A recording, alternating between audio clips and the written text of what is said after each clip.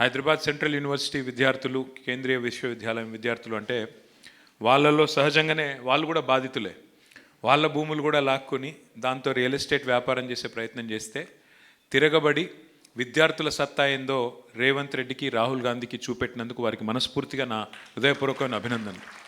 400 ఎకరాలు మరి విశ్వవిద్యాలయానికి సంబంధించిన భూమిని లాక్కొని దౌర్జన్యం చేస్తుంటే మనం నిజానికి నైతిక మద్దతు ఇచ్చాం తప్ప ఎవరం కూడా అక్కడికి పోలేదు. కానీ విద్యార్థులే కథానాయకులై, విద్యార్థినులే కథానాయకులై ఈ రాజ్యాంగ విద్రోహం చేస్తున్న ప్రభుత్వం నుండి వారి భూమిని కాపాడుకోవడమే కాకుండా చివరికి మొత్తం దేశాన్ని కదిలించినారు.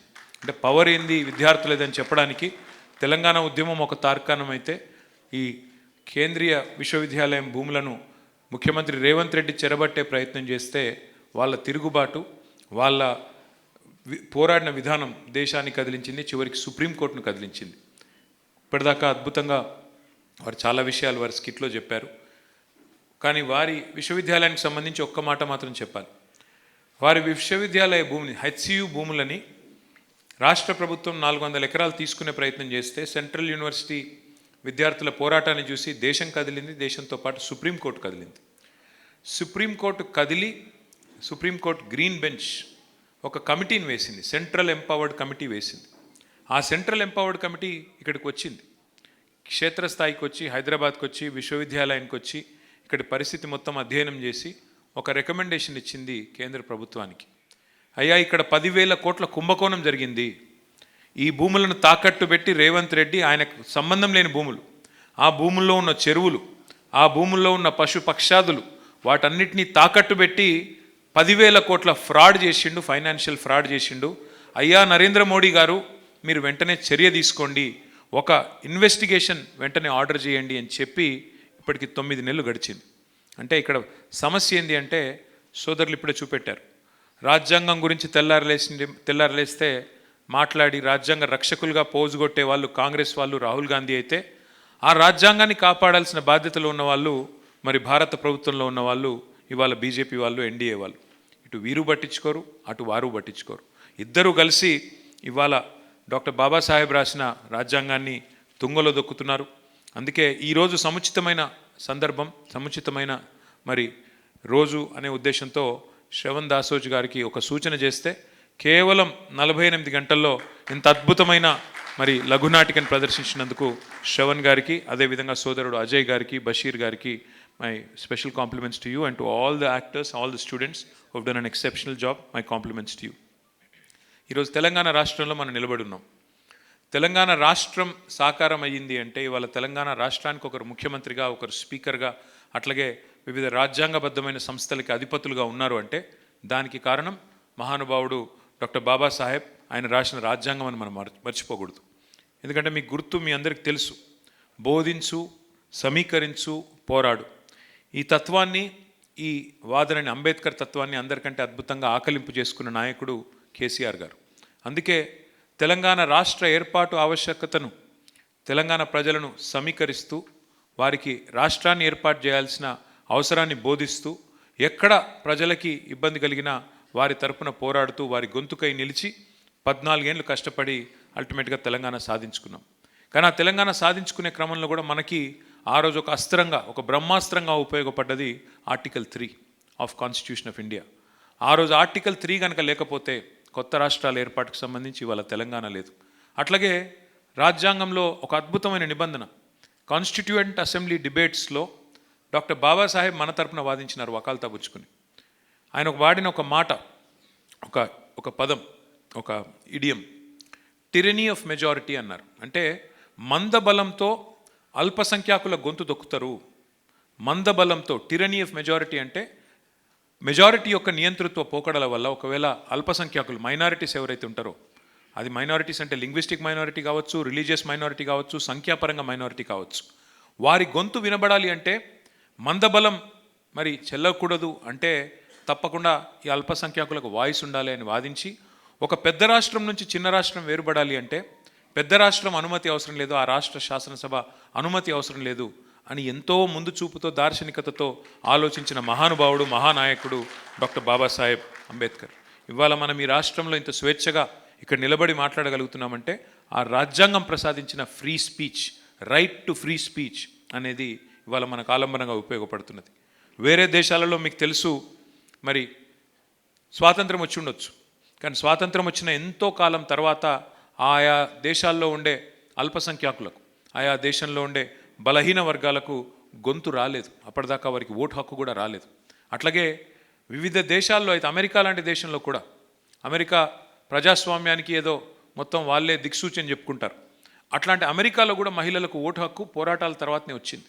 కానీ మన దేశంలో బాబాసాహెబ్ అంబేద్కర్ గారి దార్శనికత, ఆయన యొక్క ఆలోచన విధానం, ఆ రోజు మన రాజ్యాంగ నిర్మాతల మరి గొప్పతనం వల్ల మొదటి రోజే ఏ పోరాటం లేకుండా అందరితో పాటు సరిసమానంగా హక్కులు మన మహిళా సోదరిమణులకు కూడా ఓటు హక్కులతో సహా అన్నిటికీ ఆ రోజే పునాది పడ్డది. కానీ 75 ఏండ్ల భిన్నమైన మతాలు, కులాలు, జాతులు వీటన్నిటి సమాహారమైన భారతదేశంలో ఇవాళ రాజ్యాంగ స్ఫూర్తికి అనుగుణంగా పరిస్థితులు లేవు. ప్రజాస్వామిక దేశంలో ఉండాల్సిన ప్రజాస్వామిక లక్షణాలు, ప్రజాపాలనలో ఉండాల్సిన ప్రజాభిప్రాయాన్ని ప్రతిబింబించే విధానాలు ఈరోజు లేవు. నేతి బీరకాయలో ఎంత నెయ్యి ఉన్నదో ఇవాళ మన ప్రభుత్వాల్లో కూడా రాజ్యాంగ స్ఫూర్తి, ప్రజాస్వామిక స్ఫూర్తి దురదృష్టవశాత్తు అంతే ఉన్నదని చెప్పక తప్పదు.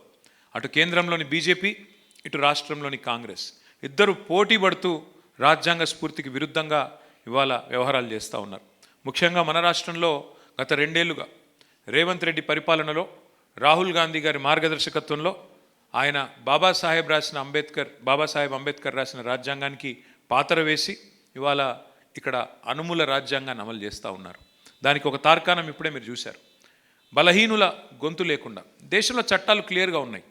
మీరు ఎవరిదైనా భూమి తీసుకోవాలన్నా, ఎవరినైనా అక్కడి నుంచి పక్కకు జరపాలన్నా వారికి రాజ్యాంగం ప్రకారం వారికి ఉన్న హక్కులు, కాన్స్టిట్యూషన్ ప్రకారం, చట్టాల ప్రకారం ఉన్న హక్కుల ప్రకారం వారికి తగిన పరిహారం, వారికి తగిన విధమైన అసెస్మెంట్ చేసి ఇవ్వాలని చెప్తారు. కానీ ఇష్టం వచ్చినట్టు బుల్డోజర్లు నడుపుతూ ఇవాళ పేదలకి గొంతు లేకుండా చేసి వారి ఇళ్ళ నుంచి బయటికి లాగేసి ఇల్లుగులో కొడతా ఉన్నారు.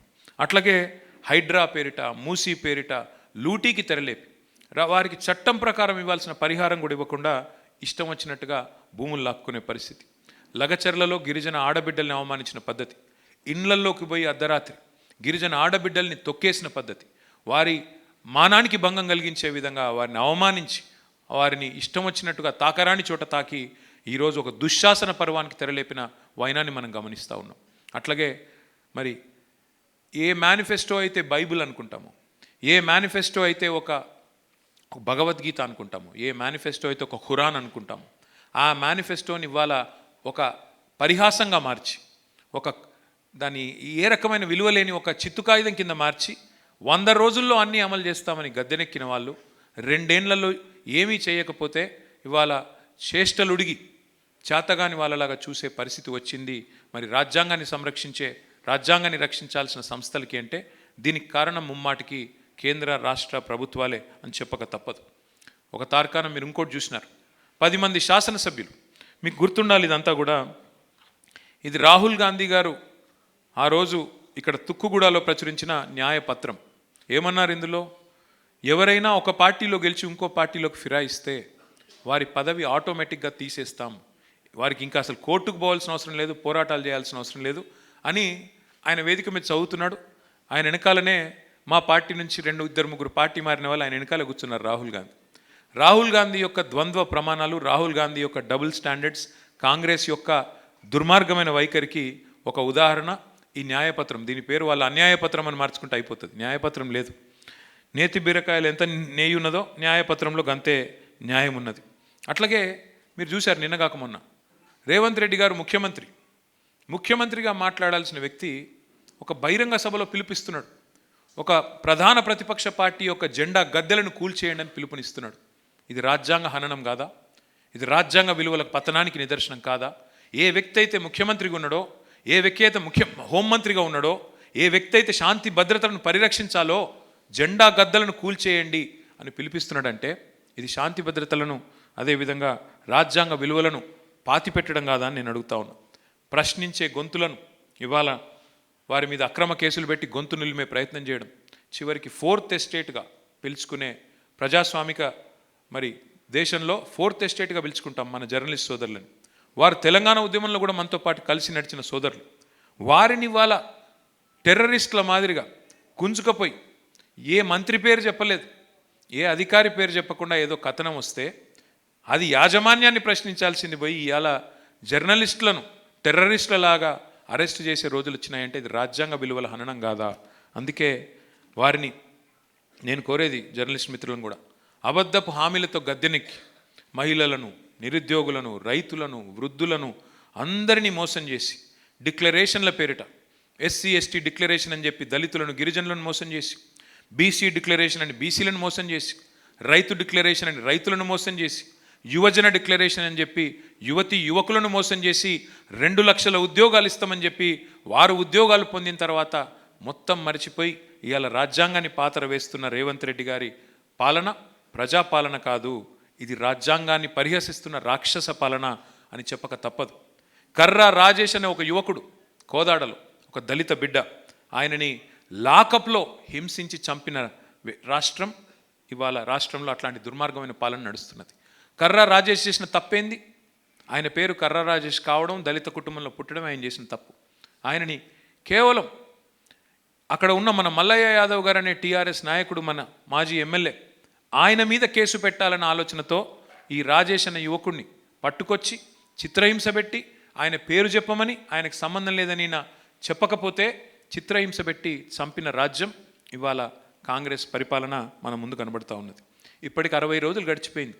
రాజేష్ చనిపోయి లక్అప్ డెత్ అయింది, కస్టడీలో చచ్చిపోయింది, పోలీస్ కస్టడీలో. ఇప్పటి వరకు ముఖ్యమంత్రి మాట్లాడాడు, స్థానిక ఎమ్మెల్యే, స్థానిక మంత్రి ఉత్తమ్ కుమార్ రెడ్డి మాట్లాడాడు, స్పందించాడు. ఇక ఖాడ్గే గారు ఉన్నారు, తెల్లారు లేస్తే చెప్పుకుంటారు మాకు దళిత నాయకుడే మా జాతీయ అధ్యక్షుడు. మరొక దళిత యువకుడు ఇక్కడ లాకప్ డెత్ అయి చచ్చిపోతే తెలంగాణలో ఖార్గే గారు కూడా మాట్లాడరు. అందుకే చేతిలో రాజ్యాంగాన్ని పట్టుకొని తిరిగే రాహుల్ గాంధీని మనం అడగాల్సిన టైం వచ్చింది. ఇదేనా మీరు రాజ్యాంగాన్ని రక్షించే పద్ధతి? మా ఎమ్మెల్యేలను గొర్రెలను కొన్నట్టు కొనడమే మీరు రాజ్యాంగాన్ని రక్షించడమా? లాకప్ డెత్ చేసి తెలంగాణలో దళిత యువకులను చంపడమే మీరు రాజ్యాంగాన్ని రక్షించడమా? లగచర్లలో మా ఆడబిడ్డలు, గిరిజన ఆడబిడ్డల్ని ఇళ్లలోకి చొరబడి వారి వ్యక్తిత్వ హననం చేయడం, వారిని చివరికి వారి మానాలకు ప్రాణాలకు రక్షణ లేకుండా ఇష్టం వచ్చినట్టు చేయడమేనా రాజ్యాంగాన్ని రక్షించడం? తమ భూముల కోసం తాము పోరాడుతుంటే మా భూములు ఇవ్వం అని చెప్పి బాధపడుతూ రైతులు తిరగబడితే వారిని 40 రోజులు జైల్లో పెట్టడమేనా మీరు చెప్పే సంవిధాన రక్షణ అని రాహుల్ గాంధీని అడగక తప్పని పరిస్థితి. కానీ ఒకటి మాత్రం వాస్తవం, దొందే. ఇటు రాజ్యాంగ హననం విషయంలో, రాజ్యాంగాన్ని బొందబెట్టే విషయంలో, ఖననం చేయడంలో అటు బీజేపీ ఇటు కాంగ్రెస్ ఏమీ తేడా లేదు. అక్కడున్న బీజేపీ ఏమో ఇవాళ మతాల మధ్యన చిచ్చుపెట్టే ప్రయత్నం చేస్తున్నది. సోదర భావంతో ఇప్పటికి 80 ఏళ్ళు హిందూ, ముస్లిం, క్రిస్టియన్, సిక్కు అనే తేడా లేకుండా అన్నదమ్ముల్లాగా కలిసిమెలిసి ఉండే ఈ దేశంలో చిచ్చు పెడుతున్నది కేంద్ర ప్రభుత్వం, భారతీయ జనతా పార్టీ. అందుకే నేను చివరిగా ఒక మాట చెప్పి నేను ముగిస్తాను. రాజ్యాంగం ఎంత గొప్పదైనా దాన్ని అమలు చేసే వారిలో చిత్తశుద్ధి లేకపోతే ప్రయోజనం శూన్యం అని ఆనాడే డాక్టర్ బాబాసాహెబ్ చెప్పారు. ఇవాళ అదే పరిస్థితి రాజ్యాంగ వ్యతిరేక శక్తుల ఆధీనంలో ఉన్న కేంద్ర రాష్ట్ర ప్రభుత్వాలు వారి నిర్వాకం చూస్తుంటే అదే కనబడతా ఉన్నది.